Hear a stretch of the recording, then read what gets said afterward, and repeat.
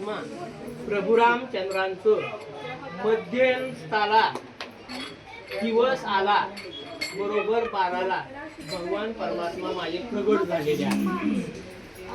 मग ते भगवान परमात्मा आज रीतीप्रमाणे तत्वाप्रमाणे जसे प्रगट झाले तसे तुमच्या माझ्या हृदयामध्ये सुद्धा रीतीप्रमाणे तत्वाप्रमाणे साधू संतांनं घालून दिलेल्या मार्गानं अनुकरण करून त्या तत्वाचं त्या नामाचं चिंतन करून आपल्या या हृदयामध्ये सुद्धा भगवान परमात्मा प्रगट झालेले आहे.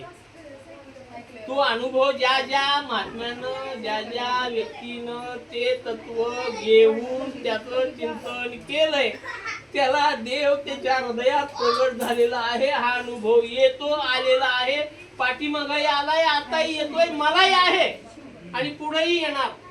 फक्त माझ्या साधू संतांना सांगितल्याप्रमाणे तुम्ही केलं पाहिजे. तुम्ही मंदिरात गेलात, महादेवाचा अभिषेक करता, तुम्हाला अभिषेकाचे कुठलेही मंत्र पाठ नाहीत, पण तुमच्या सद्गुरूंना दिलेलं तत्व तुमच्याकडे आहे, ते सगळ्या मंत्राचा राजा आहे. फक्त त्या तत्वाला तुम्ही मनात चिंतन करायचे, आठवायचे आणि अभिषेक करायचे, पूर्ण भगवंताला प्राप्त होईल. प्रभू रामचंद्राच्या तुम्ही मंदिरात गेलात, पूजा करताय, वाणीनं रामकृष्ण हरी म्हणत राहा, पण मनामध्ये सद्गुरूने दिलेलं तत्व आठवत राहा. खरी भक्ती तिथं मिळेल.